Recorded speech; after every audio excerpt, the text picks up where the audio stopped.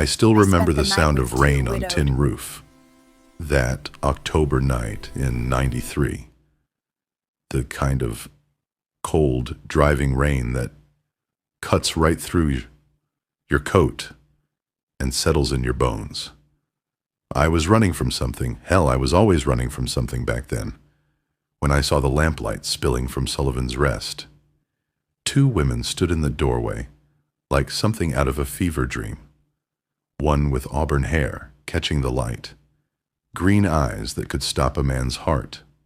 The other, raven-haired, with skin like porcelain, curves that made a fellow forget his own name.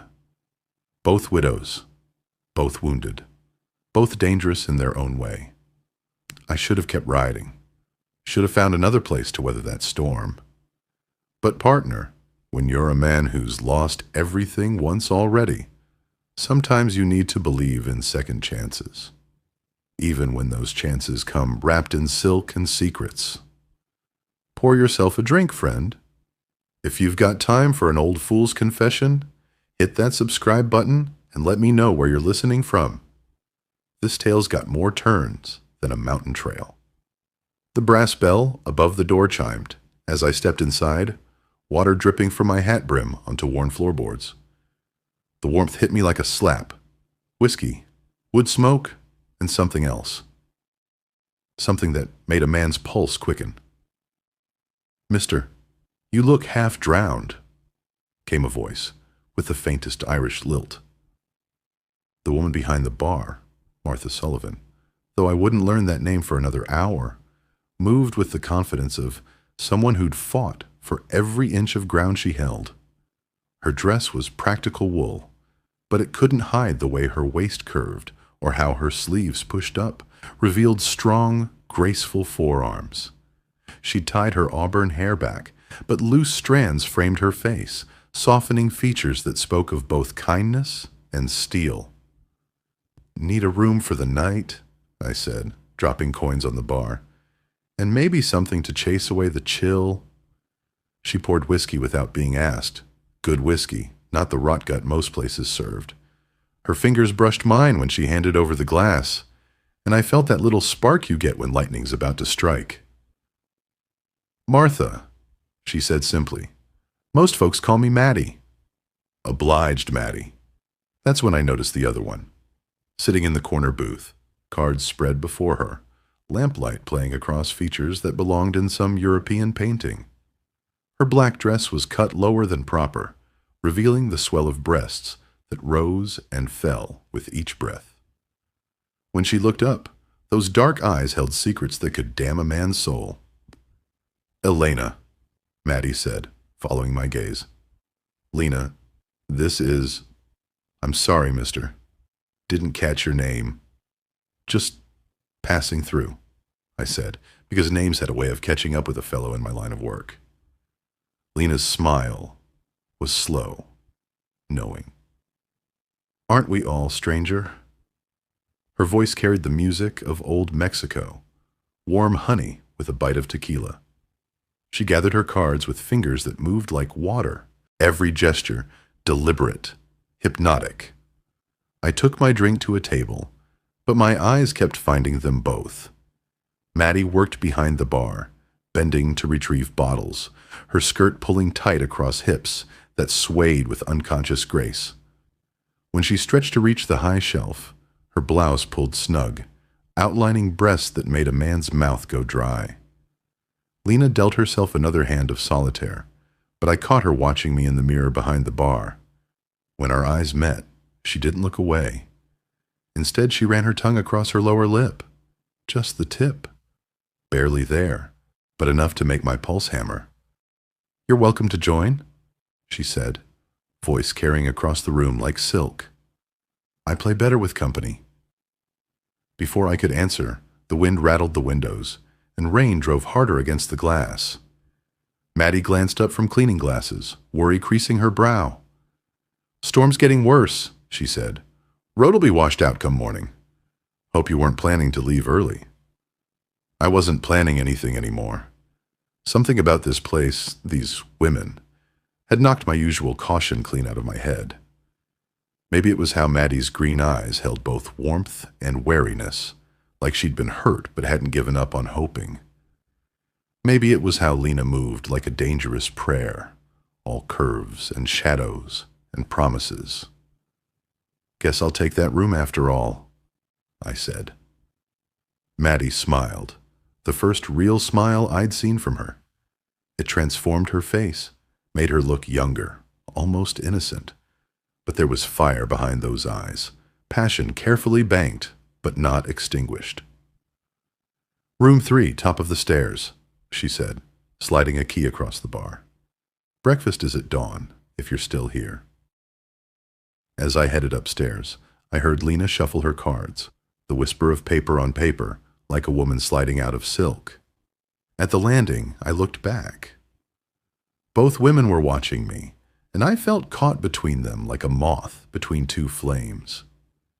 In my room, clean sheets, water basin, window overlooking the main street, I listened to the storm rage outside. But the real tempest was downstairs, wearing widow's weeds and offering second chances to a fool who'd already lost everything once. I should have known then that some storms don't pass. Some storms change everything. Partner, you ever been caught between two kinds of wanting? The safe kind and the dangerous kind? The kind that builds a life and the kind that burns it down? I was about to learn the difference. Morning came gray and cold, but the storm had passed. I found Maddie in the kitchen, flour dusting her hands, sleeves rolled up past her elbows. She'd changed into a blue dress that brought out her eyes, the fabric clinging to curves that made my mouth water more than the bacon she was frying. "Coffee's fresh," she said, not looking up from the stove. "Eggs will be ready in a minute." I poured myself a cup and watched her work. There was something beautiful about capable hands, about a woman who could take care of herself and maybe someone else too. When she bent to check the biscuits in the oven, her dress pulled tight across her backside, and I had to look away before I did something foolish. "You own this place long?" I asked. 3 years, she said, finally meeting my eyes. "Since my Patrick died in the mine collapse. Left me the deed and a mountain of debts." Her voice caught on her husband's name, just barely, but enough to tell me the wound was still tender. I knew something about wounds that wouldn't heal. "I'm sorry for your loss. Are you—" She turned fully toward me, arms crossed under breasts that strained against blue cotton. Most men see a widow and think she's desperate. Think she'll take whatever scraps of attention they throw her way. I'm not most men. "No," she said, studying my face. "I don't believe you are." The kitchen door swung open and Lena walked in, wearing a silk robe that clung to every curve like a lover's hands. The morning light, coming through the window, turned the fabric nearly transparent, revealing the shadow of her nipples, the dark triangle between her thighs. She moved like honey poured over warm skin, all liquid grace and barely contained fire. "Buenos dias," she said, voice husky with sleep. "Is there coffee for a sinner?" Maddie's jaw tightened, just slightly. "In the pot." Lena poured herself a cup, adding sugar with deliberate slowness. When she lifted it to her lips, her eyes found mine over the rim. "Sleep well, stranger? I heard you pacing." "Walls are thin," I said. "See, they are." Her smile held promises that would damn a saint. Sometimes I hear things too. Crying, praying, other sounds. Maddie's cheeks flushed red. "Lena." "What?" "We're all adults here." Lena's fingers trailed along the kitchen table as she moved closer. "We all have needs." The tension in that kitchen was thick enough to cut with a knife. Two women, both beautiful, both wounded, both hungry for something they couldn't name. And me, caught in the middle like a damn fool. That's when I noticed the papers on the counter. Official-looking documents with big red stamps. Maddie saw me looking, and her face went white. "Tax notice," she said quietly. "I owe $800, or they take the property in 10 days. $800. Might as well have been 8,000 for a widow running a barely profitable inn." I knew that look in her eyes, the same desperate hope I'd worn when the bank came for my ranch. "There are ways to make money," Lena said softly, "if one is creative." "What kind of ways?" I asked. Lena's smile was sharp as a razor. "I know men. Rich men who like to gamble, who like beautiful women serving their drinks, dealing their cards." Her eyes flicked to Maddie. "Who pay well for entertainment." Maddie's hands clenched into fists. "I won't whore myself to save this place." "Who said anything about whoring?" Lena moved closer to both of us. "A poker game. High stakes. Ideal, you serve drinks, wear something. Persuasive. Men make foolish bets when distracted." "And what about him?" Maddie nodded toward me. "What's his part?" Lena's dark eyes met mine, and I saw calculation there, but something else too. Something that made my blood run hot. "Security," she said simply. "Rich men bring guards. Sometimes they don't like losing." I should have walked away right then. Should have mounted my horse and ridden until I couldn't remember the taste of their names on my tongue. But Maddie's green eyes held a desperation I recognized, and Lena's body language promised things that would haunt my dreams. "What's your story?" I asked Lena. "Why help a stranger?" For just a moment her mask slipped. I saw fear there, raw and real. "Because sometimes we all need somewhere to run to," she said quietly. "And sometimes we find familia where we least expect it." Partner, I've made a lot of bad decisions in my life. But sitting in that kitchen, watching two beautiful women plan something that could get us all killed, I made another one. "Count me in," I said. The die was cast. The cards were dealt. And I was about to learn that some games you play with more than money. 3 nights later, Sullivan's Rest was transformed. Lena had somehow acquired green felt for the tables, proper poker chips, and a dress that should have been illegal in 12 states. Black silk that hugged every curve, cut low enough to make a preacher forget his prayers. When she moved, dealing cards with practiced precision, that dress shifted and clung like it was painted on. Maddie wore emerald green that matched her eyes, the neckline just modest enough to be respectable, but low enough to make a man wonder. She served drinks with a smile that promised nothing but suggested everything, her skirt swaying with each step, fabric pulling tight across hips that moved like music. I stationed myself by the bar, Colt loose in its holster, watching 5 of Copper Ridge's wealthiest men lose their minds and their money. The mine owner, Caldwell, couldn't keep his eyes off Lena's cleavage as she dealt. The banker kept ordering drinks just to watch Maddie bend over the table. "Raise you 50, Caldwell said, his gaze following the valley between Lena's breasts. "Senor," Lena purred, "your money is on the table, but your eyes—" She traced one finger along her collarbone. "They are elsewhere." The man went red as a beet and threw in another 20. By midnight, we were up $600. By 1 a.m., we had the full 800 plus enough to keep the place running for months. That's when the real trouble walked through the door. 3 men in long coats, faces like carved granite. The kind of men who killed for money and slept sound afterward.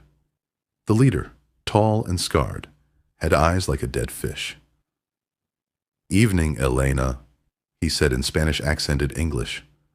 "Been looking for you." Lena's hand froze on the cards. In the lamplight, her face went pale as bone. "I don't know what you mean," she said, but her voice shook. "Miguel's treasure," the man continued, moving closer. Your late husband hid it well, but we found his map. Found out he gave you the key. The poker players started reaching for guns. I was already moving, hand on my Colt. Easy now, I said. Ladies under my protection. Deadeyes laughed. Your protection? Against us? He gestured to his companions. We are Comancheros, stranger. We take what we want. That's when Lena surprised us all. In one smooth motion, she reached under the table and came up with a derringer, the tiny gun looking like a toy in her graceful hands. The map you found, she said, voice steady now. It's incomplete. There are 3 parts. I have 1. The other 2. She smiled, and it was beautiful and terrible. They died with Miguel. Then you'll die too, Deadeyes said, going for his gun. I drew faster, put 2 bullets center mass before he cleared leather. His friends were quick, but not quick enough. Maddie screamed as windows shattered, poker chips flying like confetti. One of the Comancheros went down to my 3rd shot. The last one got behind an overturned table, firing wild. The money! Maddie shouted, reaching for the cash box.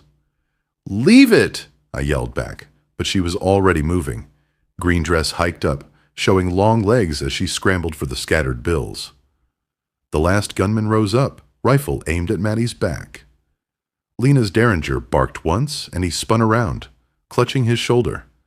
My final shot put him down permanent.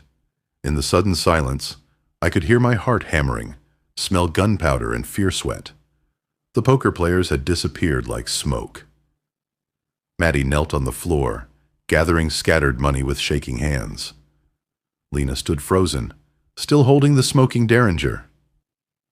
Is it over? Maddie whispered. For now, I said, but we all knew better. Men like that, they traveled in packs.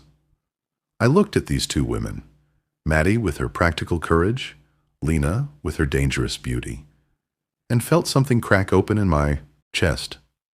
They'd both risked everything. For each other. For me. For a chance at something better. We need to bury these bodies, I said. Then decide what comes next. Lena moved closer, silk dress whispering against my arm. What do you want to come next? Her question hung in the air, like smoke. I looked at Maddie, counting blood-stained bills with determined precision. Looked at Lena, dark eyes holding secrets and promises. 2 kinds of love, 2 kinds of life. The safe harbor, or the dangerous tide. I started, then stopped. Because wanting and having are different things, partner. And some choices, once made, can't be undone.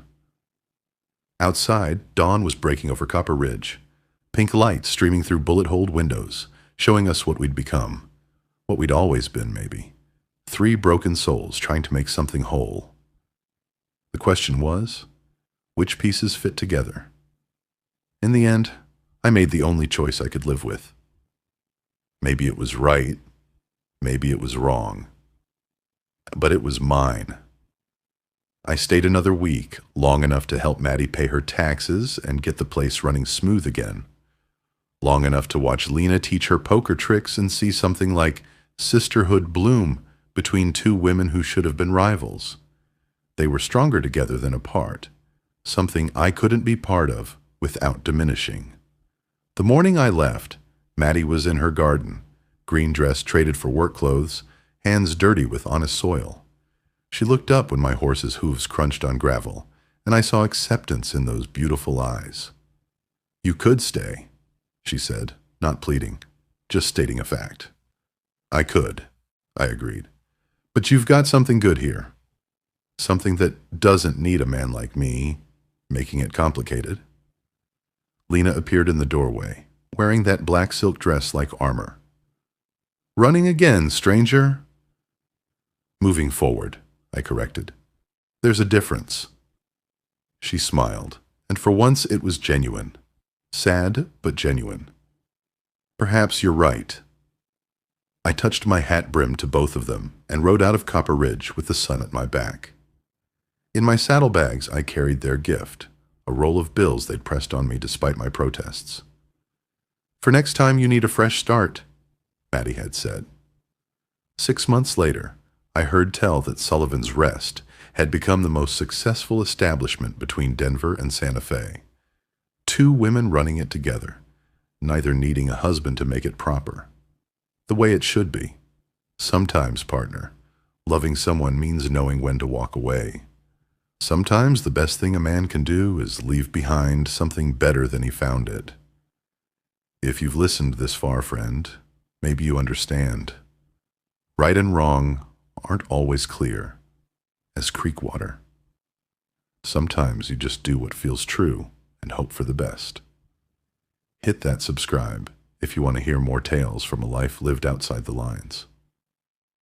And remember, we all get second chances. The trick is recognizing them when they come.